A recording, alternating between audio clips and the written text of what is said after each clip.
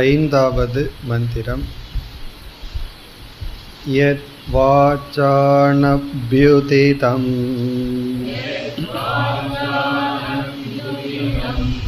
யேன வாகப்யுத்யதே ததேவ ப்ரஹ்மத்வம் வித்தி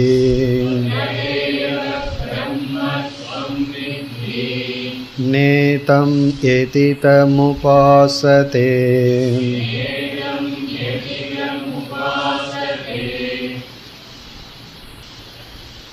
நான்காவது மந்திரத்தில் ஆத்ம தத்துவம் அல்லது பிரம்ம தத்துவமானது அறிந்ததை காட்டிலும் அறியாததை காட்டிலும் வேறுபட்டது என்ற விதத்தில் உபதேசம் செய்யப்பட்டது. பிரம்ம தத்துவமானது விஷயமாக அறியப்படும் பொருளாக நாம் புரிந்து கொள்ளக்கூடாது. அறிபவனுடைய சொரூபமாக நாம் புரிந்து கொள்ள வேண்டும். ஆகவே இந்த உலகத்தில் எவைகளெல்லாம் படைக்கப்பட்டுள்ளதோ, எவைகளெல்லாம் நம்முடைய அறிவுக்கும் அனுபவத்திற்கும் பொருளாகுமோ, அந்த தத்துவங்கள் விதிதம் அவிதிதம் என்று பிரிக்கப்பட்டது. விதிதம் என்றால் நம்மால் அறியப்பட்டது, அவிதிதம் என்றால் அறியப்படாதது. யார் பிரம்மன் அல்லது ஆத்மா என்பது என்ன என்றால், எதெல்லாம் அறியப்பட்டதோ அதிலிருந்து வேறுபட்டது. அப்படி என்றால் அறியாமல் எங்கோ இருப்பதோ என்றால், எதையெல்லாம் நீங்கள் அறியவில்லையோ அதிலிருந்தும் வேறுபட்டது. இதிலிருந்து என்ன தெரிகிறது? ஒன்றை நான் அறியவில்லை என்றால் அது பிரம்மன் இல்லை. ஆகவே பிரம்மன் எனக்கு அறியாமலேயே மறைந்திருக்க முடியாது. அப்படி என்றால் நான் அதை அறிவேன் என்றால் அதுவும் இல்லை. அறிந்தது அறியாததை காட்டிலும் வேறாக இருப்பது ஒன்றே ஒன்று, அறிபவனுடைய அறிவு சொரூபம். நான் அறியப்பட்டவனும் அல்ல, அறியாதவனும் அல்ல. இவ்விதத்தில் ஆத்ம தத்துவம் விளக்கப்பட்டு, யதி சுஷ்ரும பூர்வேஷாம் ஏனஸ்தத் வியாச்ச சக்ஷிரே. எவ்விதம் இப்படிப்பட்ட உபதேசம் உங்களுக்கு கிடைத்தது என்று சிஷ்யன் நினைக்கும் பொழுது குருவானவர் கூறுகின்றார், இந்த ஞானம் எனக்கு குருவிடமிருந்து வந்தது போல இந்த ஞானத்தை உபதேசிக்கும் முறையும் பரம்பரையாக வந்துள்ளது. சிஷ்யனானவன் குருவிடம் இந்த அறிவை பெறும்பொழுது அவனை அறியாமல் அறிவை பெறும் விதத்தையும் பெற்று விடுகின்றார். குரு உபதேசம் செய்யும் பொழுது சிஷ்யனுடைய முக்கிய தாத்பரியம் அந்த உபதேசத்திலிருந்து அறிவை அடைதல். ஆனால் உபதேச முறையும் அவனை அறியாமல் அறிந்து விடுகின்றான். பிறகு அவன் தன்னுடைய சிஷ்யனுக்கு உபதேசிக்கும் பொழுது அந்த முறை அவனிடமிருந்து வருகின்றது. ஆகவே இந்த இரண்டாவது வரியில் இந்த ஞானம், இந்த ஞானத்தை உபதேசிக்கின்ற முறை சம்பிரதாயமாக வந்துள்ளது என்று ஞான மார்க்கத்தினுடைய ஸ்துதி சொல்லப்பட்டது. இனி ஐந்தாவது மந்திரத்தில் ஆரம்பித்து இந்த முதல் கண்டம் முடியும் வரை 3 கருத்துக்கள். சென்ற வகுப்பில் அதை நாம் அறிமுகப்படுத்தினோம். முதல் கருத்து மகா வாக்கியம், இரண்டாவது கருத்து பிரம்ம அல்லது ஆத்மா அப்பிரமேயம், மனதிற்கும் இந்திரியத்திற்கும் அகோச்சரம். மூன்றாவது கருத்து சகுண பிரம்ம நிஷேதம். சகுண பிரம்மமானது, மாயையுடன் கூடிய பிரம்மமானது நம்முடைய இறுதி லட்சியம் அல்ல. இதுதான் இனி வருகின்ற மந்திரங்களினுடைய சாராம்சம். இப்பொழுது மந்திரத்தினுடைய முதல் பகுதியை பார்த்துவிட்டு மகா வாக்கிய விளக்கத்திற்கு நாம் வரலாம். ஐந்தாவது மந்திரத்தை பார்த்தால், ஏது வாச்சா அனப்யுதிதம். எது, எந்த ஒரு தத்துவமானது வாச்சா என்றால் நம்முடைய வாக்கினால், சொல்லால், அனப்யுதிதம் என்றால் அறிவிக்கப்படவில்லையோ,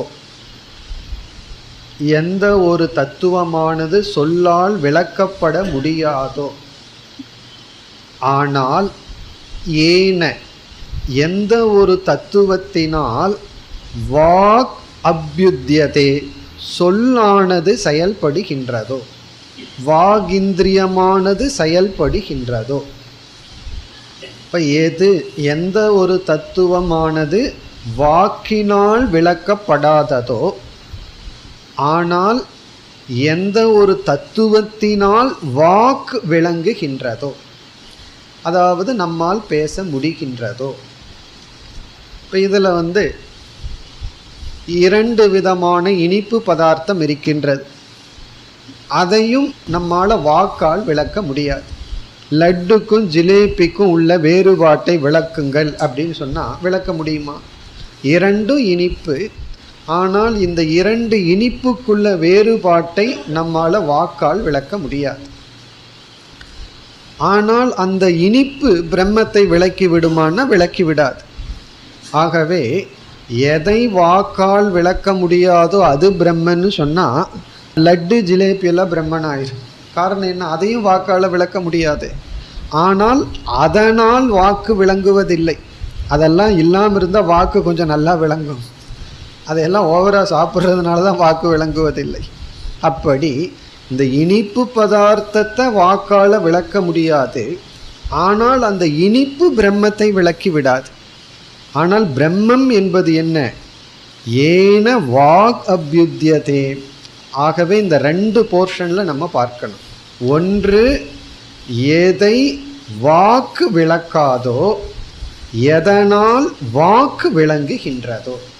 அப்போ இந்த வாக்காக இருக்க எது காரணமோ, இதெல்லாம் நம்ம ஏற்கனவே பார்த்ததனுடைய விளக்கம். ஸ்ரோத்ரஸ்ய ஸ்ரோத்ரம், காதுக்கு காது, கண்ணுக்கு கண், அதே கருத்து தான்.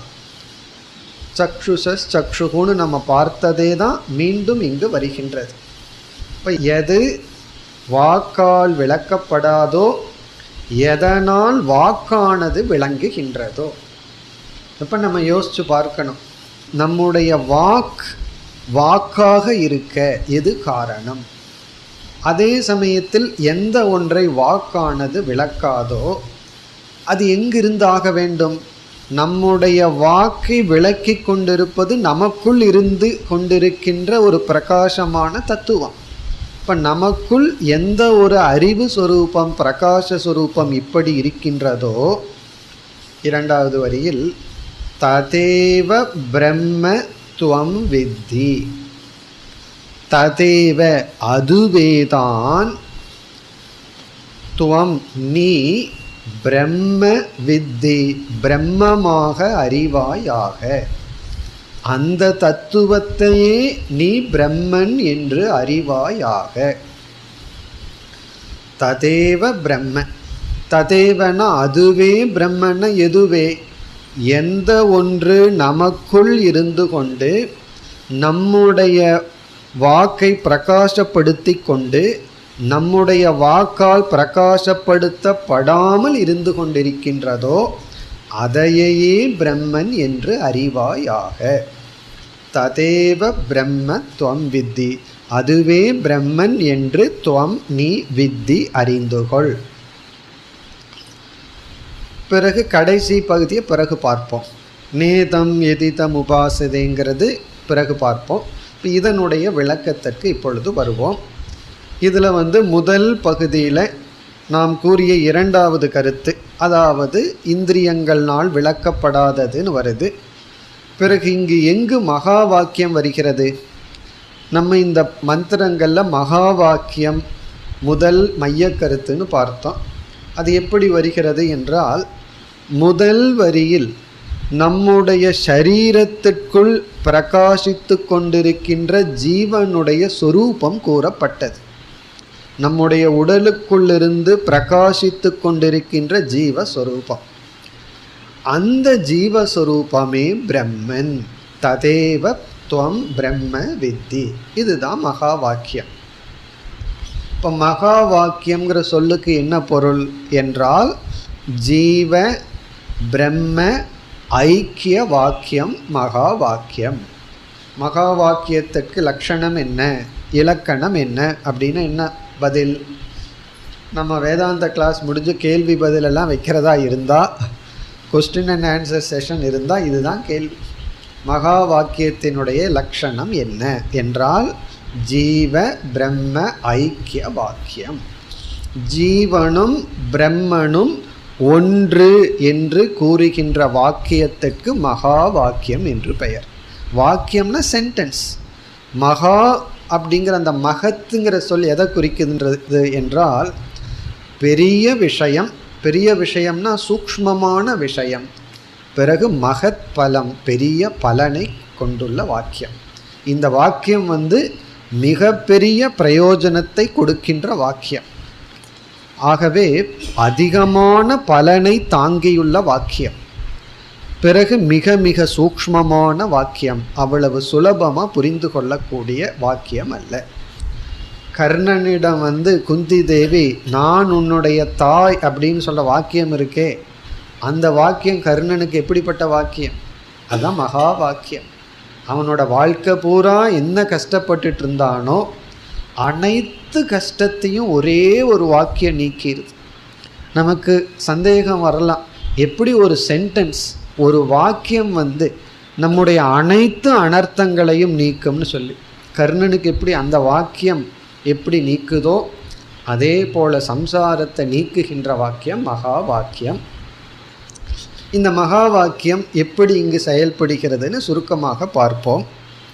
அதாவது எந்த ஒரு அறிவு சொரூபம் நம்முடைய உடலுக்குள் இருந்து கொண்டு நம்முடைய மனம், இந்திரியம், புத்தி, சரீரம் இவைகளை பிரகாசப்படுத்தி கொண்டும் அவைகளினால் பிரகாசப்படுத்தப்படாமலும் அழியாமல் அறிவு சொரூபமாக விளங்கி கொண்டிருக்கின்றதோ அதே தத்துவம் உலகத்தில் உள்ள அனைத்து ஜீவர்களுக்குள்ளும் விளங்கி கொண்டிருக்கின்றது. அதான் மகா வாக்கியம். இங்கே பிரம்ம அப்படிங்கிற சொல்லுக்கு பொருள் அனைத்துக்கும் ஆதாரம். ஆத்மா என்ற சொல்லுக்கு பொருள் ஒரு உடலுக்கு ஆதாரம். இப்போ பிரம்மன்னு சொன்னால் உலகத்தில் இருக்கின்ற அனைத்துக்கும் ஆதாரமாக இருந்தால் பிரம்மன்னு சொல்கிறோம். ஒரு சரீரத்திற்குள் ஆதாரமாக இருந்தால் அதே பொருளுக்கு, அதே தத்துவத்திற்கு ஆத்மாங்கிற பெயர் கொடுக்குறோம். உண்மையிலேயே இரண்டும் ஒன்று தான், ஆனால் இரண்டு பெயர்கள். இப்போ பானை இருக்குது, அதற்குள்ள ஒரு வெற்றிடம் இருக்குது. அது பானை ஆகாசம், கடாகாசம்னு சொல்கிறோம். பானைக்குள்ளே இடம் இருக்கா அப்படின்னு கேட்குறோம். தண்ணியை ஊற்றுவதற்கோ ஏதாவது உள்ளே விடுறதுக்கு பானையில் இடம் இருக்கா அப்படின்னு என்ன அர்த்தம்? பானை ஆகாசம். ஒரு ஹால் ரூம் இருக்குது, அதற்குள்ளே இடம் இருக்கான்னு கேட்டால் என்ன அர்த்தம்? இது கோஷ்ட ஆகாசம். கோஷ்டம்னா ரூம். பிறகு வெட்ட வெளியே பார்த்தா மகாகாசம் அப்படின்னு சொல்லுவோம். இப்போ நம்ம ஆகாசத்துக்கு பல பெயர் கொடுக்குறோம். பானைக்குள் இருக்கின்ற ஆகாசம், அறைக்குள் இருக்கின்ற இடம், வெளியே இருக்கின்ற இடம். இப்போ இந்த இடத்துக்கு நம்ம எத்தனை விதமான அடைமொழிகள் கொடுத்தும் பலவாக பேசினாலும் அந்த இடத்தில் வேறுபாடு கிடையாது. ஆகாசங்கிறது ஒரே ஒரு தத்துவம். ஆனால் அந்த பானைன்னு வச்சா பானை ஆகாசம்னு சொல்லிடுறோம். அறை அப்படின்னா அறை ஆகாசம்னு சொல்கிறோம். வெட்ட வெளி ஆகாசம்னு சொல்கிறோம். அதே போல் ஒவ்வொரு உடலாக நாம் தனியாக எடுத்துக்கொண்டால் அதை வியக்தி அப்படின்னு சொல்கிறோம். தனியாக எடுத்துக்கொண்டால் அந்த தனியான உடலை பிரகாசப்படுத்தும் தத்துவத்தை ஆத்மா என்றும் ஜீவனுடைய சொரூபம் என்றும் சொல்கிறோம். பிறகு அதே தத்துவம் உலகத்தில் இருக்கின்ற அனைத்து ஜீவராசிகளையும் பிரகாசப்படுத்துகிறதுங்கிற கோணத்தில் பிரம்மன் பூர்ணம் என்று நாம் பதில் சொல்கின்றோம். அப்படி இந்த மந்திரத்தில் எது வாக்கினால் விளக்கப்படாததோ, ஆனால் எதை வாக்கு விளக்கி கொண்டிருக்கின்றதோ அதுவே பிரம்மன் என்று நீ அறிவாயாகன்னு சொல்லும் பொழுது, இந்த உன்னுடைய சரீரத்திற்குள் வெஷ்டியாக எந்த ஒரு தத்துவம் இருக்கின்றதோ அதே தத்துவம் சமஷ்டியாக அனைத்துக்குள்ளும் இருக்கின்றது. இப்போ இந்த வாக்கியத்துக்கு பேர் தான் மகா வாக்கியம். உண்மையில் ஜீவனுக்கும் ஈஸ்வரனுக்கும் அல்லது பிரம்மத்துக்கும் என்ன சம்பந்தம் அப்படின்னா, சம்பந்தமே உண்மையில் கிடையாது. சம்பந்தம், ரிலேஷன்ஷிப்பை பற்றி எப்போ பேச முடியும்? எப்போ இரண்டு தனி பொருள்கள் இருக்கோ அப்பொழுது தான் சம்பந்தத்தை பேச முடியும். இருக்கிறதே ஒரே பொருள், எப்படி நம்ம சம்பந்தத்தை பேச முடியும்? பேச முடியாது தான். இருந்தாலும் பொய்யான ஒரு வேற்றுமையானது நமக்கு அனுபவத்தில் இருக்கின்றது. இது வேறு அது வேறு என்ற வேற்றுமை நமக்குள் வந்து விட்டது. அப்போ நம்ம என்ன செய்கின்றோம்? அந்த வேற்றுமையை எடுத்துக்கொண்டு வேற்றுமை இல்லைன்னு சொல்லும் பொழுது ஒரு விதமான சம்பந்தத்தை, ரிலேஷன்ஷிப்பை நம்ம பேசுகிறோம். அந்த வேற்றுமைக்கான காரணத்தை முக்கியமாக எடுத்துக்கொண்டால் நம்ம வேற்றுமைன்னு தான் சொல்லுவோம். ஈஸ்வரன் வேறு, ஜீவன் வேறு. ஈஸ்வரன் நம்மை படைப்பவர், கர்ம பலனை கொடுப்பவர், அப்படியெல்லாம் நம்ம சொல்கிறோம். ஆனால் அந்த மாயை அப்படிங்கிற ஒரு தத்துவத்தை நீக்கி பார்த்தால் அந்த ஈஸ்வரனும் ஜீவனும் வேறல்ல. இப்போ மகா வாக்கியம் அப்படிங்கிறதுனுடைய சொல், நாம் தனிப்பட்ட ஜீவனுக்குள் இருக்கின்ற அதே தத்துவம் இந்த உலகத்தில் உள்ள அனைத்து ஜீவர்களுக்குள்ளும் இருக்கின்றது. இப்போ இந்த இடத்துல மனம் உடலெல்லாம் ஒரு லிஸ்ட்டில் சேர்த்திக்கணும். அப்படின்னா எல்லாருடைய மனசு ஒன்று தானா அப்படி கேட்கக்கூடாது. மனம் வேறு, உடல் வேறு, எல்லாம் வேறு. ஆனால் அதை பிரகாசப்படுத்துகின்ற அறிவு வேறுபடுவதில்லை. இதுதான் மகா வாக்கியம். இதைத்தான் உபனிஷத்தினுடைய மைய கருத்துன்னு சொல்கிறோம். உபனிஷத்தில் ஜீவனை பற்றி, உலகத்தை பற்றி, ஈஸ்வரனை பற்றி எல்லாம் பேசப்பட்டுள்ளது. இதெல்லாம் எதற்கு பேசியிருக்குன்னா ஒரே ஒரு குறிக்கோள், ஒரே ஒரு மைய கருத்து, அதுதான் மகா வாக்கியம். இப்போ மகா வாக்கியம் என்றால் ஜீவனும் ஈஸ்வரன் அல்லது பிரம்மன் ஒன்றுதான், இருக்கிறது ஒரே ஒரு சத்தியமான தத்துவம், மீதி அனைத்தும் வெறும் தோற்றம்.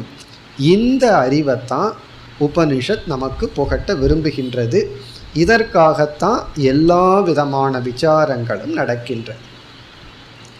இது மகா வாக்கிய விசாரம். நம்ம மேலும் மேலும் எல்லா உபனிஷத்துலையும் இதைத்தான் பார்க்க போகிறோம். இந்த உபனிஷத்தில் ஒரு கோணத்தில் மகா வாக்கியம், அடுத்த உபனிஷத்தில் இனி ஒரு கோணத்தில்னு சொல்லி இந்த ஒரே கருத்தை விதவிதமான கோணத்தில் பார்ப்போம். காரணம் என்ன? அப்பொழுது தான் நமக்கு விளங்கும். அதற்காக பார்க்கின்றோம். இனி மேலும் மகா வாக்கியத்தை எல்லாம் நம்ம பிறகு இதே உபனிஷத்தில் பார்க்க போகிறோம். அடுத்த உபனிஷத்துலேயும் வேறு வேறு கோணங்களில் பார்க்க போகின்றோம். இனி அடுத்த கருத்துக்கு வந்தால், இந்த மந்திரங்களில் பேசப்படும் இரண்டாவது கருத்து ஏற்கனவே நம்ம அதுவும் பார்த்த கருத்து. இந்திரியங்கள் பிரம்மத்தை விளக்காது, அதாவது பிரம்மன் அப்பிரமேயம். அது எப்படி என்றால், அறிபவனை நம்ம பிரமாதா என்று சொல்கின்றோம். பிரமாதா என்றால் அறிபவன். இப்போ அறிபவன் என்று சொன்ன உடனேயே அடுத்த கேள்வி வருகின்றது, எதை அறிபவன்? எதையாவது அறிஞ்சாதான் அறிபவன் சொல்ல முடியும். இப்போ அறியப்படும் பொருளே இல்லை என்றால் அறிபவன் யாரையும் நம்ம சொல்லிவிட முடியாது. ஆகவே அறிபவன் என்று ஒருவன் சித்திக்க வேண்டுமென்றால் அறியப்படும் பொருள் இருக்க வேண்டும். அதை நம்ம பிரமேயம் என்று சொல்கின்றோம். பிரமேயம் என்றால் அறியப்படும் பொருள். பிரமாதா என்றால் அறிபவன். இனி அறிபவனுக்கும் அறியப்படும் பொருளுக்கும் சம்பந்தத்தை ஒருவன் உருவாக்க வேண்டும், ஒரு தத்துவம் உருவாக்க வேண்டும். எத்தனையோ அறியப்படும் பொருள் இருக்கு, அவைகளையெல்லாம் நம்ம அறிந்து விடுவதில்லை.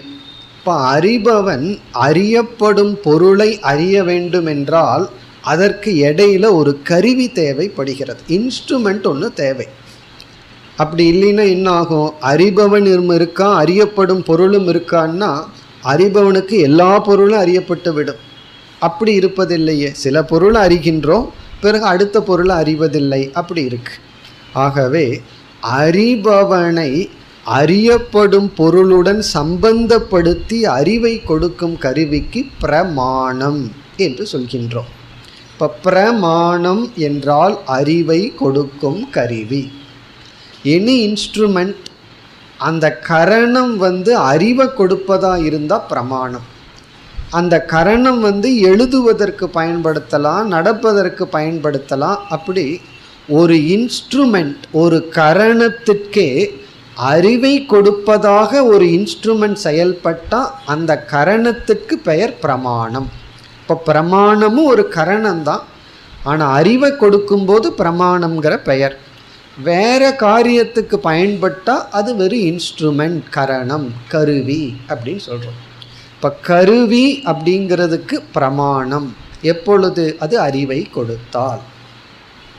இப்போ இந்த 3 தத்துவத்தில் பிரமாதா அறிபவன், பிரமாணம் அறிய உதவி செய்யும் கருவியின் மூலம் பிரமேயம் அறியப்படும் பொருளை அறிகின்றான். இதில் பிரமாதாவினால் எதை அறிய முடியும்? பிரமேயத்தைத்தான் அறிய முடியும். அறியப்படும் கருவியின் துணை கொண்டு இவன் ஒரு அறியப்படும் பொருளை அறிய முடியும். இப்போ இந்த பிரமாதா, பிரமாணம், பிரமேயம்ங்கிற நேர்கோட்டில் அறிபவன் கருவியின் துணை கொண்டு ஒரு பொருளை அறிய முடியும்.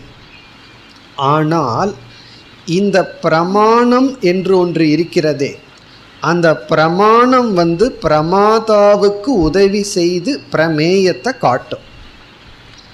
இந்த பிரமாதா எதை அறிய முடியாது அப்படின்னு ஒரு கேள்வி. அறிபவன் எதை அறிய முடியும், எதை அறிய முடியாது என்ற கேள்வி வரும்பொழுது அறிபவன் அறியப்படும் பொருளைத்தான் அறிய முடியுமே தவிர அறிபவனுடைய அறிவை அறிபவன் அறிய முடியாது. அதுதான் இங்கு உபதேசம் செய்யப்படுகிறது. அறிபவன் அறிபவனுக்கு காரணமாக இருக்கின்ற அறிவு சொரூபத்தை அறிய முடியாது. காரணம் என்ன? அதை காட்ட பிரமாணம் இல்லை. பிரமாணம் அறிபவனுக்கு கருவியாக இருந்து அறியப்படும் பொருளை அறிவித்து கொண்டு இருக்கின்றது.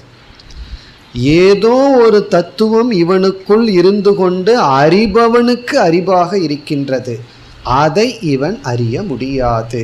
அதுதான் அப்பிரமேயம், ஆத்மா அப்படின்னு சொல்கிறோம். இப்போ ஆத்மாங்கிறது யார்? இப்போ நம்ம 3 சொல்ல பார்த்துருக்கோம். பிரமாதா, பிரமாணம், பிரமேயம்.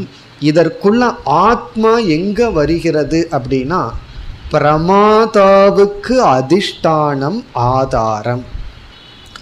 அறிபவனுக்கு ஆதாரமாக வருவது ஆத்மா. இப்போ ஆத்மான்னு ஒன்று இருக்கிறதுனால தான் ஒருவன் அறிபவன்கிற ஸ்டேட்டஸை அடையிறான். அவன் ஆத்மாவை அறிய முடியாது, அறிய வேண்டிய அவசியமும் இல்லை. காரணம், இந்த பிரமாதாவுக்கு தான் பிரமாணம் வேலை செய்தே தவிர பிரமாணம் போய் பிரமாதாவினுடைய அதிஷ்டானத்திற்கு வேலை செய்யாது. அதாவது நமக்கு ஒருவர் கம்பெனியில் மேனேஜிங் டைரக்டர் இருக்கார். அந்த மேனேஜிங் டைரக்டருக்கு ஒருத்தன் வேலை செஞ்சிட்ருக்கான். அவனுக்கு கீழே எத்தனையோ ஆட்கள் இருந்து கொண்டு இருக்கின்றார்கள். அவனுக்கு கீழே அவனுக்கு ஆட்கள் அப்படியே போயிட்டே இருக்கு. இப்போ அவனுக்கு தான் உதவி செய்ய முடியும். அதற்கு அப்பாற்பட்ட இடத்துல அவன் வரவே முடியாது. அப்படிங்க பல ஸ்டெப் இருக்குது. இப்போ ஒரு ஸ்டெப்பு ஆத்மா, அதுதான் ஃபைனல். அது பிரமாதாங்கிற ஸ்டேட்டஸை கொடுக்குது. அது வந்ததற்கு பிறகுதான் பிரமாணம் அப்படிங்கிறது ஒன்று உருவாகி செயல்படுகிறது. அது யாருக்கு உதவ முடியும்? அறிபவனுக்கு தான் உதவ முடியும். அதற்கு மேலே அதற்கு சக்தி கிடையாது. பிறகு பிரமாணம் அறியப்படும் பொருளை காட்ட முடியும். இந்த அறியப்படும் பொருளை காட்டுறதுக்கு வெளிச்சம் தேவைப்படலாம். இப்படி போய்கொண்டே இருக்கும். அறியப்படும் பொருளுக்கு லைட் இருந்தால் தான் அறிய முடியும். சவுண்ட் இருந்தாலும் அது ஒரு குறிப்பிட்ட ஃப்ரீக்வன்சி இருந்தால் தான் கேட்க முடியும். இப்படியெல்லாம் படிப்படியாக போகுது. இப்போ லைட்டு இந்த பிரமாதாவை விளக்க முடியுமான்னா முடியாது.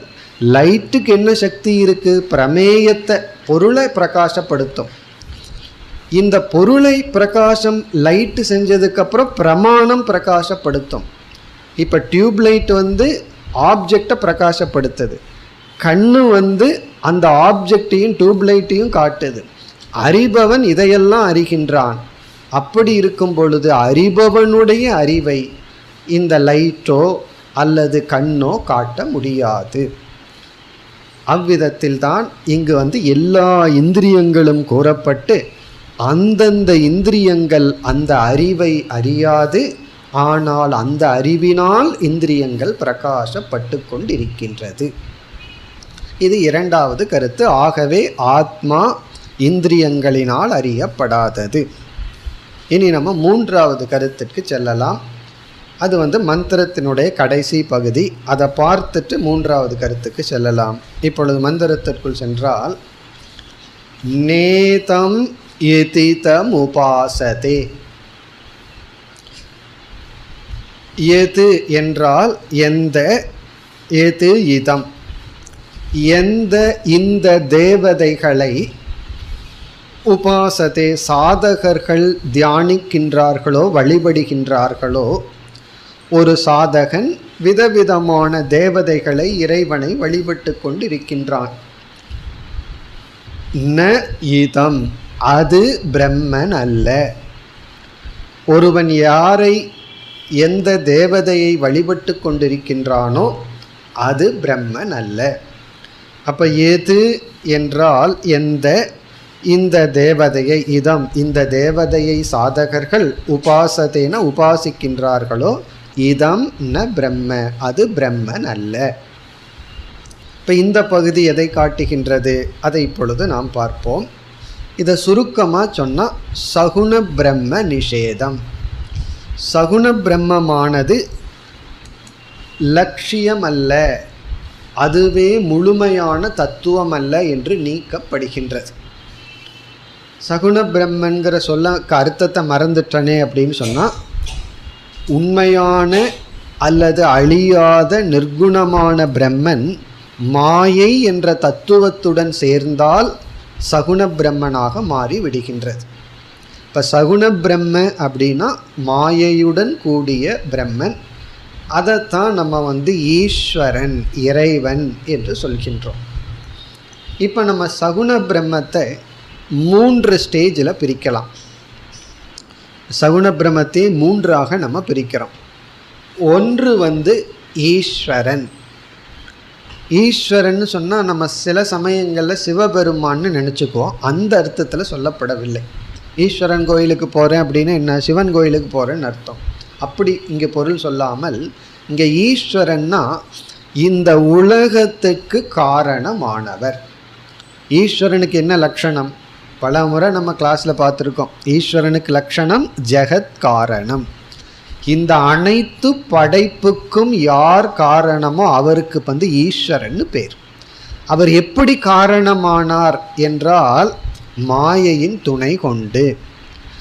அப்படி மாயை துணை இல்லாமல் இருக்கிற ஈஸ்வரனுக்கு தான் பிரம்மன் அப்படின்னு பெயர். இப்போ பிரம்மன்னு பெயரை உடையவர் மாயையை துணைக்கு எடுத்துட்டார்னா அவருக்கு பிரம்மன்கிற ஸ்டேட்டஸ் போய் ஈஸ்வரன்கிற ஸ்டேட்டஸ் வந்தாச்சு. அதாவது மாயையை துணைக்கு எடுத்துக்கொண்ட உடனே அவருடைய பிரம்மன் ஸ்டேட்டஸ் ஈஸ்வரன்கிற ஸ்டேட்டஸ் ஆயாச்சு. அப்போ என்ன ஆகின்றது? உடனே இந்த சிருஷ்டிக்கு காரணம்ங்கிற ஸ்டேட்டஸ் தன்மை அவருக்கு விடுகிறது. சிருஷ்டிக்கு காரணமான அவர் எப்படி சிருஷ்டி பண்ணுறாருன்னா, தன்னுடைய மாயா சக்தியின் மூலமாக தானே இந்த உலகமாக தன்னுடைய சொரூபமே சில பிரின்சிபல் தத்துவமாக இயங்கிக் கொண்டு வருகின்றது. அது ஒரு தத்துவம் சகுண பிரம்மன். நம்ம சகுண பிரம்மத்தையே 3 ஆங்கிளில் பார்க்குறோம். இப்போ முதல் ஆங்கிள் ஈஸ்வரன். பொதுவாக இது யாருக்குமே ஆரம்பத்தில் தெரியாது. சகுண பிரம்ம ஈஸ்வரன்கிற விஷயம் வந்து சாஸ்திரம் படித்தா தான் புரியும். ரொம்ப வருஷம் சாஸ்திரம் கேட்டால் தான் நம்ம வந்து இறைவன் யார், கடவுள் யாருங்கிற கேள்விக்கு பதில் வந்து இந்த உலகத்திற்கு காரணமானவர். ஆனால் ஒன்றுமே படிக்காதவனும் தன்னை அறியாமல் சொல்லுவான் எல்லாத்துக்கும் காரணம்னு சொல்லுவார்களே தவிர அதனோட டெப்த்து புரிஞ்சிருக்காது. நாமளே வந்து சாஸ்திரம் படிக்காததுக்கு முன்னாடி ஈஸ்வரனை இறைவனை வழிபட்டுட்டு இருந்தாலும் ஏதோ வழிபட்டுட்டு இருப்போம், யாருன்னு தெரியாமல் வழிபட்டுட்டு இருப்போமே தவிர யார் அப்படின்னு ஒரு கேள்வி கேட்டிருந்தோம் அப்படின்னா அதற்கு பதில் வந்து சாஸ்திரம் தான் கொடுக்கின்றது, இந்த உலகத்திற்கு காரணமானவர்.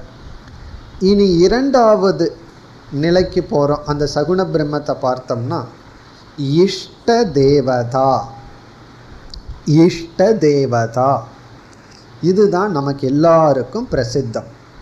இஷ்ட தேவதான்னு சொன்னால் இவர்தான் கடவுள் அப்படின்னு சொல்லி சிறு வயதில் நமக்கு அறிமுகப்படுத்தி வைத்துள்ளார்கள். ஒவ்வொருவருக்கும் இறைவனுடைய நாமம், இறைவனுடைய சில குணங்களுடன் அறிமுகப்படுத்தி வைக்கப்பட்ட தெய்வம். அதாவது வந்து மாதா பிதா குரு தெய்வம்னு சொல்கிறோமே, அப்படி வந்து நமக்கு ஒரு ஜீவனுக்கு முதல்ல அறிமுகமாகிற இந்த உலகத்தில் இருக்கிறவர் யாருன்னா மாதா தான். பிறகு மாதா மூலமாக தான் பிதா அறிமுகப்படுத்தப்படுகின்றார். பிறகு பிதா என்ன பண்ணுறாருன்னா ஸ்கூலுக்கு கூட்டு போய் இந்த ஸ்கூலில் தான் படிக்கணும் அப்படின்னு என்ன அர்த்தம், குருவை அறிமுகப்படுத்துகிறாருன்னு அர்த்தம். குரு என்ன பண்ணுறார், ஆரம் செய்ய விரும்புன்னு ஆரம்பித்து கடவுள் வாழ்த்த ஆரம்பிக்கும்போது அவர் வந்து இறைவனை அறிமுகப்படுத்துகின்றார். அப்படி பிறகு வந்து மாதாவும் குருவினுடைய ரோலில் இருப்பார்கள், பிதாவும் குருவினுடைய ரோலில் இருப்பார்கள். அப்படி சிறு வயதில் நமக்கு அறிமுகப்படுத்தப்பட்ட இறைவனை வந்து இஷ்ட தேவதைன்னு சொல்கிறோம். ஒரு வீட்டில் வந்து விஷ்ணு அறிமுகப்படுத்தப்பட்டிருக்கும், ஒரு வீட்டில் வந்து சிவபெருமான், ஒரு வீட்டில் முருகன்னு சொல்லி எல்லா வீட்லேயும் விநாயகர் வந்துடுவார். அப்படி வந்து அறிமுகப்படுத்தப்பட்டிருக்கும். அப்படி அறிமுகப்படுத்தப்பட்டு நமக்கு இவர் தான் கடவுள் அப்படின்னு சொல்லி பிறகு அவர்கள் என்ன செய்வார்கள், அந்த இஷ்ட தேவதையை வழிபட்டு கொண்டு இருப்பார்கள். எந்த கோயிலுக்கு போனாலும் சில பேர் வந்து குருவாயூரப்பான்னு சொல்லி சொல்லி ஏதாவது சிவன் கோயிலுக்கு போனால் குருவாயூரப்பான்னு ஆரம்பித்து அதுக்கப்புறம் தான் அந்த சிவன் பேர் வரும். குருவாயூரப்பன் கோயிலில் போனால் அதுதான், அல்லது திருப்பதியில் போனாலும் குருவாயூரப்பான்னு சொல்லிட்டு அப்புறம் வெங்கடேஷான் பார்கள். காரணம் என்ன, அதுதான் இஷ்ட தேவதை. சிறு வயதில் எந்த நாமம் எந்த குணம் நமக்கு இறைவன்னு சொல்லி அறிமுகப்படுத்தப்பட்டதோ அது இஷ்ட தேவதை, அது நமக்குள்ளே பதிஞ்சிருக்கும். ஆனால் நம்ம சாஸ்திர விசாரம் பண்ணாமல் இருக்கிற வரைக்கும் ஏதோ அந்த கடவுள் பெயர் நம்மை காப்பாற்றுவார், அந்த அறிவோடு நம்ம வணங்கி கொண்டு இருப்போம். சாஸ்திரமெல்லாம் படித்தா தான் ஒரு பெரிய எக்ஸ்ட்ரா ஞானம் வரும். இந்த இஷ்ட தேவதை தான் ஈஸ்வரன், இதற்கே ஒரு ஞானம் வரணும். இல்லை அப்படின்னா பயம் வந்துடும். இந்த பகவானுக்கு மட்டும் கற்பூரம் காமிச்சிட்டா இதுக்கு காமிக்கலையேன்னு சொல்லி எல்லாம் பயம் வந்துடும். காரணம் என்ன, இந்த அறிவு இல்லாததுனால. அப்படி இஷ்ட தேவதை தான் ஈஸ்வரனாக இருக்கார். நான் யாரை இஷ்ட தேவதையாக வழிபடுறானோ அதைத்தான் இனி ஒருவர் பெயரில் வழிபட்டு கொண்டிருக்கின்றார். இதை புரிஞ்சிட்டோம் அப்படின்னா மதம்ங்கிற பெயரில் யாருக்கும் மதம் பிடிக்காது. காரணம் என்ன, நாம் எந்த ஒரு தெய்வத்தை வந்து வணங்குறோமோ அதே தெய்வத்தை தான் வேறு பெயரில் வேறு உருவத்தில் வழிபட்டு கொண்டு இருக்கின்றார்கள். அப்படி இஷ்ட தேவதைங்கிறது நமக்கு அறிமுகப்படுத்தப்பட்ட தத்துவம். அந்த இஷ்ட தேவதையை பற்றிய ஞானம் வந்தால் அந்த இஷ்ட தேவதையை ஈஸ்வரன்னு புரிஞ்சுக்குவோம். இனி மூன்றாவது அதிஷ்டான தேவதா. மூன்றாவது ஈஸ்வர தத்துவம் அல்லது சகுண பிரம்ம தத்துவம் வந்து அதிஷ்டான தேவதா. அதிஷ்டான தேவதை என்றால் இந்த உலகத்தில் ஒவ்வொரு ஐஸ்வர்யத்துக்கும் ஒவ்வொரு தேவதைகள் சாஸ்திரத்தில் பேசப்பட்டுள்ளது. இப்போ ஒருவன் செல்வம் என்ற ஐஸ்வர்யம் வேணும்னா லக்ஷ்மி என்றும், அறிவு என்றால் சரஸ்வதி என்றும், அந்த அறிவிலேயே அதாவது ஔஷதத்தை பற்றி மெடிசனை பற்றி அறிவு வேணும்னா அஸ்வினி குமாரர்கள்னு சொல்லி, அந்த அறிவுக்குள்ளேயே பிரம்ம வித்யா வேணும் அப்படின்னா தட்சிணாமூர்த்தின்னு சொல்லி, இப்படி இந்த உலகத்தில் இருக்கிற ஒவ்வொரு ஐஸ்வர்யம், இப்போ பார்க்கிற சக்தி வேணும்னு சொன்னால் சூரிய பகவான், மனம் நல்லா இருக்கணும் அப்படின்னா மனதிற்கு அதிஷ்டான தேவதை சந்திரன், கைபலமெல்லாம் நல்லா இருக்கணும் அப்படின்னா அதற்கு இந்திரன் என்று ஒவ்வொரு அதிஷ்டான சக்திக்கும் ஒவ்வொரு அதிஷ்டான தேவதைகளை சாஸ்திரம் அறிமுகப்படுத்தி உள்ளது. இப்போ யாருக்கு எது தேவையோ அந்த அதிஷ்டான தேவதையை நம்ம தியானம் செய்து பிரார்த்தனை செய்து அதை நம்ம அடையிறோம். இப்போ மாணவனாக இருக்கிற வரைக்கும் அவனுடைய ரூமில் என்ன இருக்கணும்? சரஸ்வதி தான் இருக்கணும். தப்பி தவறி லக்ஷ்மி வந்துடக்கூடாது. அதெல்லாம் பிறகு தான். லக்ஷ்மி வந்ததே சரஸ்வதி போயிடுவாங்க. இந்த 2 பேர் சேர்ந்தே இருக்க மாட்டாங்க.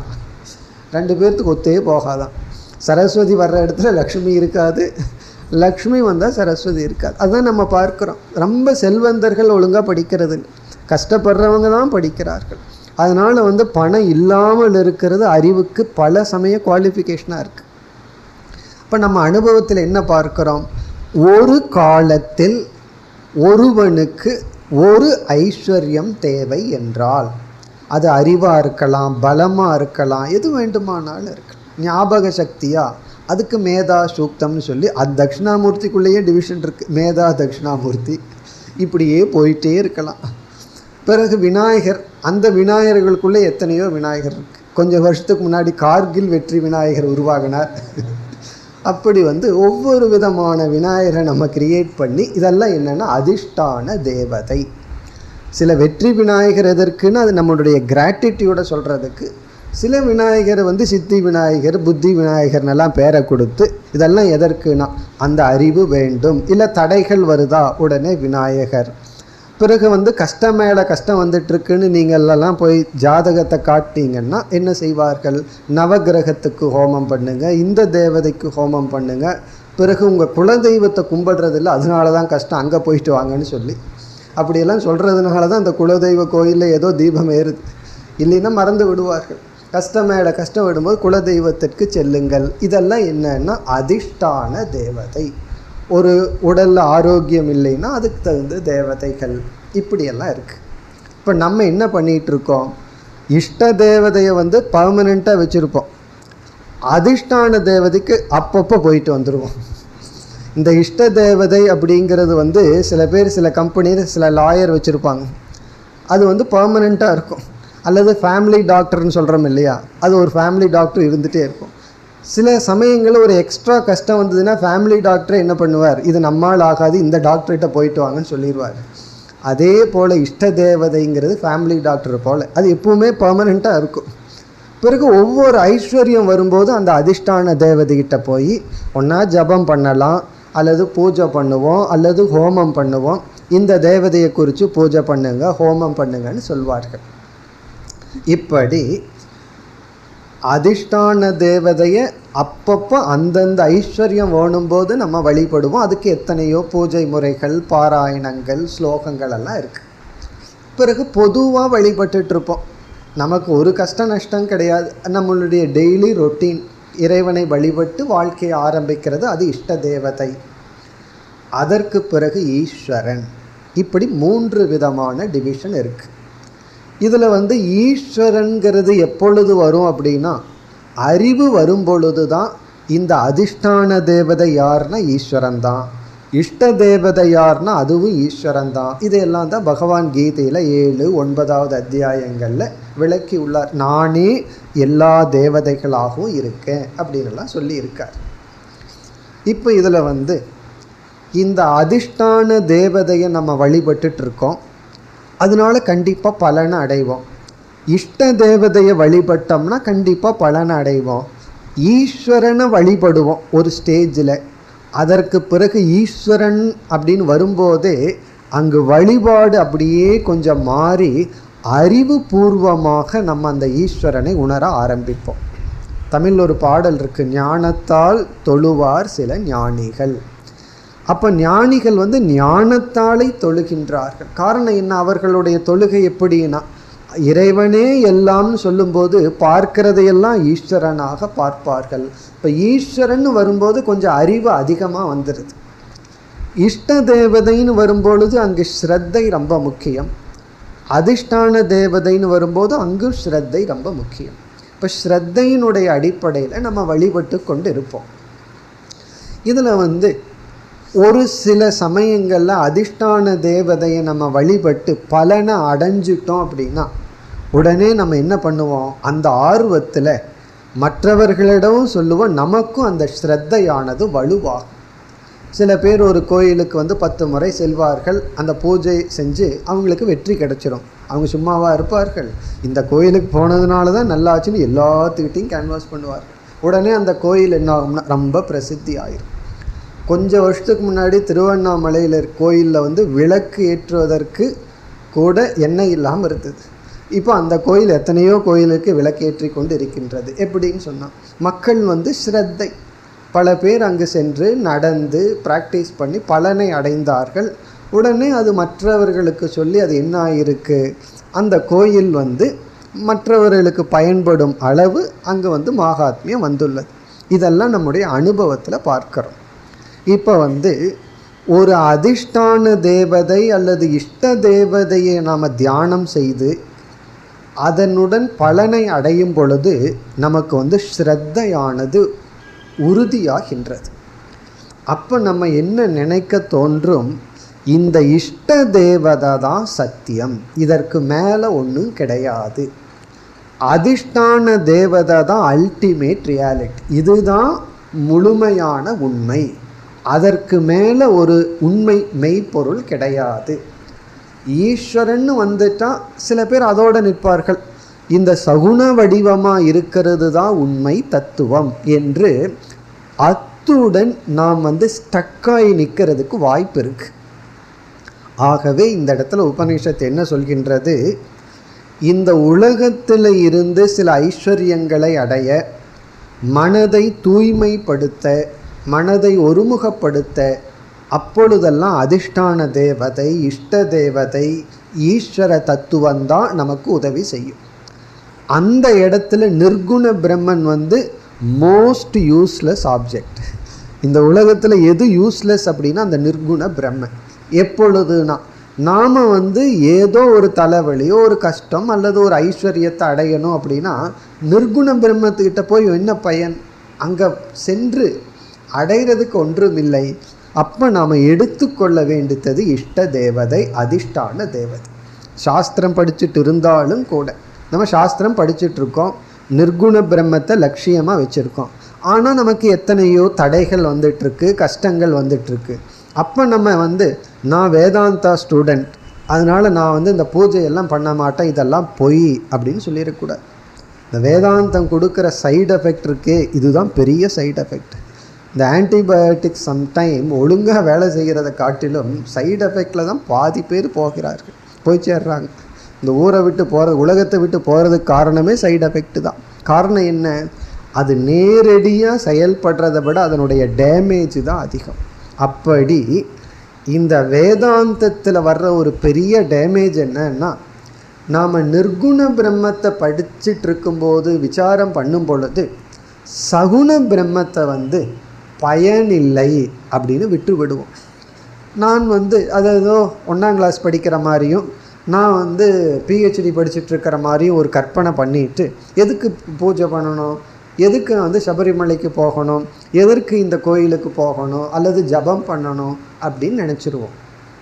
இப்போ இந்த இடத்துல தான் நம்ம எப்படி புரிஞ்சுக்கணும், நிர்குண பிரம்மத்தை புரிஞ்சிட்டு நிர்குண பிரம்மன் நான்கிறது ஃபைனல் ஸ்டேஜ், நம்முடைய இறுதி லட்சியம். ஆனால் நம்ம எவ்வளவு டிஸ்டன்ஸில் இருக்கிறோம்னு நம்மைய பார்க்கணும். இந்த வேதாந்தா ஃபஸ்ட்டு ஸ்டேஜிலிருந்து லாஸ்ட் ஸ்டேஜ் வரைக்கும் ஒரு ஸ்கெட்சு கொடுக்குது. இதுதான் முதல் படி, இது 2வது படி, இது 3வது படின்னு அழகாக கொடுக்குது. இப்போ நம்ம எந்த ஸ்டேஜில் இருக்கிறோம்னு பார்த்து அந்த ஸ்டேஜுக்கு தகுந்த சாதனையை எடுத்துக்கொள்ள வேண்டும்.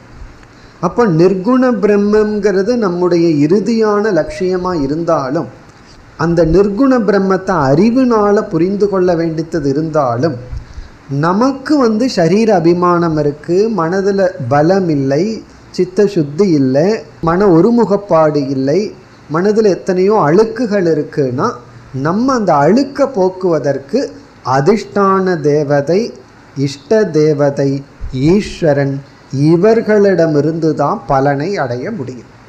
வேறு மாற்றம் கிடையாது. அதனால தான் பார்த்தோம்னா இந்த தேவதைகளுக்கு தான் ஸ்தோத்திரங்கள் அதிகம். நிர்குண பிரம்மத்துக்கு போனால் அங்கே ஸ்தோத்திரம் எல்லாம் அதிகமாக கிடையாது. ஏதோ 1-2 தட்சிணாமூர்த்தி ஸ்தோத்திரம் அப்படி இருக்கே தவிர, அதுவும் விசாரத்துக்குரிய நூலாக மாறுதே தவிர, அங்கே ஸ்தோத்திரம், வழிபாடு, தியானம் அதெல்லாம் இந்த 3க்குள்ளே தான் நடைபெறும். ஆகவே ஒரு சாதகன் என்னதான் வேதாந்தம் படிச்சுட்டு இருந்தாலும் அதிஷ்டான தேவதையை பயன்படுத்தணும், இஷ்ட தேவதையை பயன்படுத்தணும். பிறகு பை ஃபேக்ட் அதிஷ்டான தேவதை தான் என்னுடைய இஷ்ட தேவதைன்னு புரிஞ்சுக்கணும், அது ஒரு அறிவில். பிறகு இஷ்ட தேவதை தான் ஈஸ்வரன்னு புரிஞ்சுக்கணும். பிறகு இதையெல்லாம் நம்ம பயன்படுத்தி, இங்கே சாஸ்திரம் என்ன சொல்லுதுன்னா அதோடு நின்று விடக்கூடாது, அதுதான் முக்கியம். சில பேர் அதிஷ்டான தேவதையுடன் அல்லது இஷ்ட தேவதையுடன் தியானத்தில் அவர்களுக்கு இஷ்ட தேவதையினுடைய தர்சனமெல்லாம் கிடைக்கும். இப்போ தியாகராஜர் எத்தனையோ கோடி முறை ராமநாமம் ஜபம் பண்ணார், ராமருடைய காட்சி கிடைச்சதுன்னு சொன்னால், இப்போ ராம தர்ஷனத்தை இது வெறும் இல்யூஷன் எடுத்துக்கிறதா, இது வெறும் மனதில் தோன்ற கற்பனைன்னு எடுத்துக்கிறதா அப்படின்னா அப்படி எடுத்துக்கொள்ள முடியாது. காரணம், இந்த பிரமையெல்லாம் எஃபர்ட் இல்லாமல் வருவது, முயற்சி இல்லாமல் வர்றதுக்கு தான் பிரமை, ஹாலுசினேஷன் அல்லது காட்சி, தோற்றம் அப்படின்னு சொல்கிறோம். ஒருவர் ராமரையே ஜபம் பண்ணி அதனுடைய பலனாக வர்றது இது வெறும் கற்பனை அல்ல, இது உபாசனையினுடைய பலன். ஈஸ்வரன் மாயாஸ்வரூபி, எவ்வளவு ரூபத்தை வேண்டுமானாலும் எடுக்கலாம். அப்படின்னா ஒரு சாதகனுடைய ஜபத்தின் பலனாக சில சமய கனவுல நமக்கு சில காட்சிகள் கிடைக்கும், சில விதமான அனுபவங்கள் எல்லாம் நமக்கு கிடைக்கும். எப்பொழுதுனா ஜபம் செய்து அதில் ஆழ்ந்து ஊறி இருந்தால் நடக்க போகிறது நமக்கு தெரியலாம். சில சமயங்களில் பலருடைய வாழ்க்கையில் சில அதிசயங்கள் எல்லாம் நடக்கலாம்.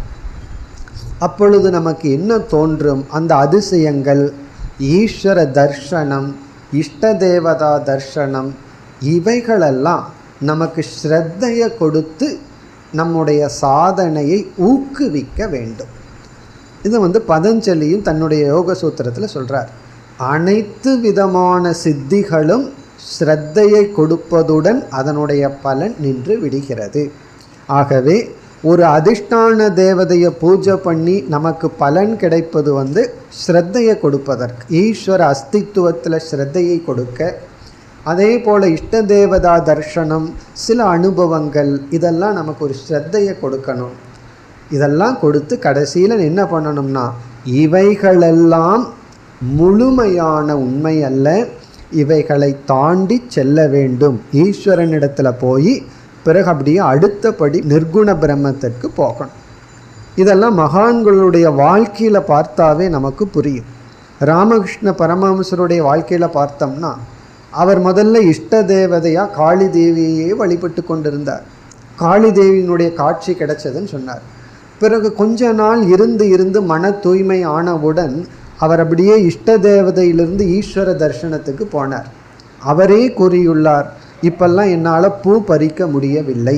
காரணம் என்ன, அந்த பூவை இறைவனாக பார்க்கிறேன், பூவை காளி தேவியாக பார்க்கிறேன், அந்த செடியை காளி தேவியாக பார்க்கிறேன்னு சொல்லி இஷ்ட தேவதை ஈஸ்வரனாக கன்வெர்ட் ஆச்சு. அதற்கு பிறகு என்னாச்சு, என் ஞானவாளால் காளி தேவியை வெட்டினேன்னு ஒரு வார்த்தை சொல்கிறார். அப்படின்னு என்ன அர்த்தம், தோதாபுரிங்கிற ஒரு அத்வைத ஞானி அவருக்கு உபதேசம் செய்து அவர் என்ன புரிஞ்சுக்கிறார், அதாவது நிர்குண பிரம்மந்தா உண்மை. இப்படி ஒரு சாதகன் அதிஷ்டான தேவதை, இஷ்ட தேவதை, ஈஸ்வரன்கிறதுக்குள்ளே அதை கடந்து செல்ல வேண்டும். அதுதான் இறுதியான அறிவு, அதுதான் இறுதியான லட்சியம். ஆனால் அதற்கு முன்னாடி நம்ம எந்த ஸ்டேஜில் இருக்கிறோமோ அந்த ஸ்டேஜிலிருந்து இவைகளை பயன்படுத்த வேண்டும்.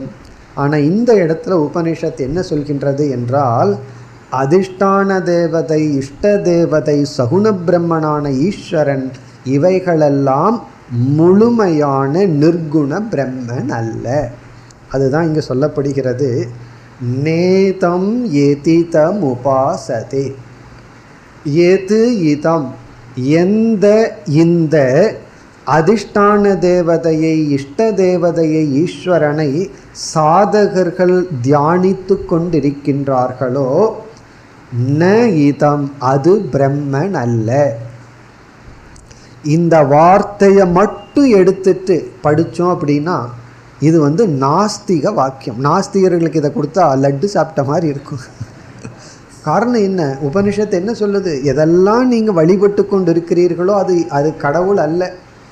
நட்ட கல்லும் பேசுமான்னு சொல்லி சில சித்தர்கள் பாடல் இருக்கு. இந்த கல் பேசுமான்னு இந்த சித்தர்களுடைய சில பாடல் எடுத்தோம் அப்படின்னா அவர்கள் எந்த பார்ட்டியை சேர்ந்தவர்கள்னு சந்தேகம் வந்துடும். அவர்கள் ஆஸ்திகர்களா நாஸ்திகர்களான்னு சந்தேகம் வந்துடும். காரணம் என்ன? அவர்களெல்லாம் அதை நிஷேதம் செய்வார்கள். நட்ட கல்லும் பேசுமோ நாதன் உள் இருக்கையில், உள்ள நாதன் அதை விட்டுருவார்கள். நாதன் உள் இருக்கையில் படிக்க மாட்டார்கள். நட்ட கல்லும் பேசுமோ மட்டும் எடுத்து வச்சுட்டு அதனால கல்லை கும்பிடாத. அடுத்த வரி என்ன? நாதன் உள்ள இருக்கிறான் அப்படிங்கிறது அடுத்த வரி, அதை விட்டு விடுவார்கள். அப்படி சில பேர் இதை மட்டும் எடுத்துக்கொண்டார்கள் வச்சுக்கோமே. நேதம் எதிதம் உபாசதே. இது ரொம்ப பவர்ஃபுல் ஸ்டேட்மெண்ட். எதையெல்லாம் மக்கள் வழிபடுகிறார்களோ அது கடவுள் அல்ல, அது மெய்ப்பொருள் அல்ல. அதான் இதனுடைய டிரான்ஸ்லேஷன். எதையெல்லாம் நீ தியானிச்சிட்ருக்கிறையோ அது கடவுள் அல்ல, அதனால தான் நான் தியானிக்கிறதே இல்லை அப்படின்னு சொல்லுவேன். ஏன்னா நான் எதை தியானித்தாலும் அது கடவுள் இல்லையே, அதனால் எதுக்கு தியானிக்கிறது? இதை ஞானியும் சொல்லலாம். காரணம் என்ன? மனசில் இருக்கிறது எல்லாமே ஈஸ்வரன் போது நான் யாரை தியானிப்பது, எதை தியானிப்பது? அல்லது கீழே இருப்பவனு இதை சொல்லலாம். ஆகவே நேதம் எதிதம் உபாசதேங்கிறது மிக மிக கவனமாக பயன்படுத்த வேண்டிய, புரிந்து கொள்ள வேண்டிய வாக்கியம். ஏன்னா இந்த வாக்கியம் நீங்கள் எதையெல்லாம் கும்பிட்டுட்ருக்கீங்களோ அது கடவுள் அல்ல. இதை மட்டும் சொல்லிவிட்டு இந்த மாதிரி விளக்கம் கொடுக்கலைன்னா வீட்டுக்கு போகணுன்னு அதெல்லாம் தூக்கி போடணும்னு தோணும். என்ன, எதெல்லாம் நான் கும்பிட்டுருக்கிறேனோ அது கடவுள், அப்புறம் எதுக்கு நான் வழிபடணும்? ஏன்னா அது பிரம்மன் அல்லவே அப்படிங்கிறத இங்கு உபதேசம். ஆகவே இந்த கேனோபனிஷத்தினுடைய ஆசிரியர் பீக்கிலிருந்து பேசுகிறார், உச்ச நிலையிலிருந்து பேசியிருக்கார். நம்ம ரொம்ப தூரத்தில் லிஃப்ட் பண்ணி அவரை பார்க்கணும் எங்கிருந்து பேசுகிறாருன்னு சொல்லி. அதை பார்த்துட்டு நம்ம இருக்கிறதோ பாதாளத்தில், இவரோ சொர்க்கலோகத்திலேருந்து பேசிகிட்டு இருக்கார். அவ்வளவு டிஸ்டன்ஸ் இருக்குது. ஆகவே எதையெல்லாம் நீ தியானித்து கொண்டிருக்கின்றாயோ, எதையெல்லாம் வழிபட்டு கொண்டிருக்கிறார்களோ சாதகர்கள், அது இங்கு உபதேசிக்கப்படுகின்ற உண்மை தத்துவம் அல்ல, அதெல்லாம் பொய் அப்படின்னு சொல்லப்படுகிறது. இதை கேட்ட உடனே சில பேர் அதனால நான் இஷ்ட தேவதையை நிஷேதம் பண்ணுறேன்னு பண்ணிவிட்டு வீட்டில் இருக்கிறவங்கள நிஷேதம் பண்ண மாட்டார்கள்.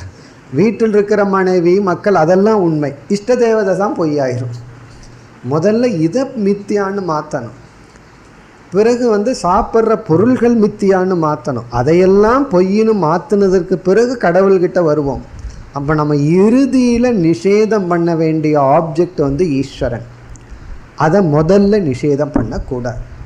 கடைசியில் தான் உபாசிய உபாசக பேத நிஷேதக.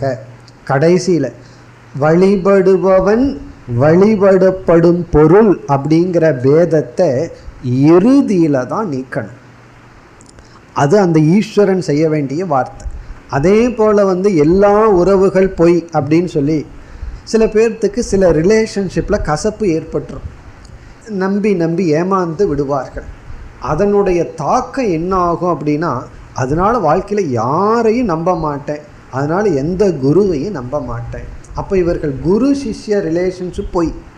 சாஸ்திரம் குரு சிஷ்யனுடைய உறவு உண்மைன்னு சொல்லவில்லை, அதுவும் பொய் தான். ஆனால் அந்த உறவு எப்பொழுது நீங்கணும்னா, குருவிடமிருந்து முழுமையான ஞானத்தை அடைஞ்சதற்கு பிறகு உண்மையிலேயே குருவே என்ன செய்வார், இனி நீயும் நானும் ஒன்று தான் சொல்லிடுவார். ஆகவே வேண்டாம், அந்த ரிலேஷன்ஷிப்பை பாதை செய்து விடுவார். ஆனால் அது ஆரம்பத்தில் செய்து விடுவார்கள். பலருக்கு இந்த உலகத்தில் பட்ட சில கசப்பான அனுபவங்கள் வாழ்க்கையில் முன்னேற்றத்திற்கு தடையாக இருந்து விடும். அப்போ யார் மீது நம்பிக்கை வராமல் இருந்துடும். அதே போல் எல்லா விஷயத்திலும் ஆரம்பத்தில் ஒரு தாக்கம் நம்ம வீழ்த்தி விடலாம். அப்போ நம்ம எப்படி புரிஞ்சுக்கணும், அதில் தான் தவறு இருக்கே தவிர அனைத்திலும் தவறில்லை. ரிலேஷன்ஷிப்பில் பாதிக்கப்பட்டோம்னா அந்த ரிலேஷன்ஷிப்பு தான் தவறே தவிர எல்லா ரிலேஷன்ஷிப்பையும் நான் நீக்கிவிடக்கூடாது. அப்போ எனக்கு ஈஸ்வரன் பக்தன்கிற ரிலேஷன்ஷிப்பை வச்சுக்கணும், குரு சிஷ்யன்கிற ரிலேஷன்ஷிப்பை வச்சுக்கணும், மகன் தந்தைங்கிற ரிலேஷன்ஷிப்பை வச்சுக்கணும். அப்படின்னு அந்த ரிலேஷன்ஷிப்பை பாதுகாக்கணும். பிறகு எப்போ நீக்கணும்னா கடைசி ஸ்டேஜில் உண்மையிலேயே நம்ம நீக்கிறதல்ல, அது நீங்கி போகும். சிலதெல்லாம் நம்ம அதை நீக்க முடியாது, அதுதான் நம்மை விட்டு நீங்க வேண்டும். அப்படி இறுதி ரிலேஷன்ஷிப் இறைவனுக்கும் நமக்கும் குருவுக்கும் நமக்கும் அது லாஸ்ட் ரிலேஷன்ஷிப். அதற்கு முன்னாடி கொஞ்சம் கொஞ்சமாக நீக்கி கொண்டு வர வேண்டும். அது நேச்சுரலாக வரும். வேதாந்தத்துக்கு வந்த உடனே இந்த உலகத்தை பற்றி பேசிக்கொண்டிருக்கின்ற உறவுகள்லாம் நம்மை விட்டு அப்படியே போயிடும். அதில் அவர்களும் ஒட்ட மாட்டார்கள், நம்மளும் ஒட்ட மாட்டோம். இப்போ நம்மை அறியாமல் நிஷேதம் நடந்துகிட்டே வரும். கடைசி நிஷேதம் என்னன்னா, நான் வழிபடுபவன், இது வழிபடுவதற்குரிய இறைவன் அப்படிங்கிற உறவு கடைசியாக போகணுமே தவிர முதல்ல போகக்கூடாது. உபனிஷத்து ஃபைனலாக இந்த கருத்தை கூறுகின்றது. இனிமேல் வருகின்ற எல்லா மந்திரங்களும் இதுதான். இரண்டாவது வரி சேம். முதல் வரியில் ஒவ்வொரு இந்திரியங்களை சொல்லி சொல்லி இதனால் பிரம்மன் இதை விளக்குகிறது, இது பிரம்மத்தை விளக்காதுன்னு சொல்லி, ததேவ பிரம்மத்வம் வித்தி, அதுவே பிரம்மன்னு சொல்லி, நேதம் எதிதம் உபாசதே என்று சொல்லி இந்த பகுதி முடிவடைகின்றது. நம்ம விளக்கத்தை பார்த்து முடித்து விட்டோம். இந்த மந்திரங்களினுடைய சொற்பொருளை அடுத்த வகுப்பில் பார்ப்போம். ஓம் பூர்ணமத பூர்ணமிதம் பூர்ணாத் பூர்ணமுதச்யதே பூர்ணஸ்ய பூர்ணமாதாய பூர்ணமேவாவசிஷ்யதே. ஓம் சாந்தி சாந்தி சாந்தி.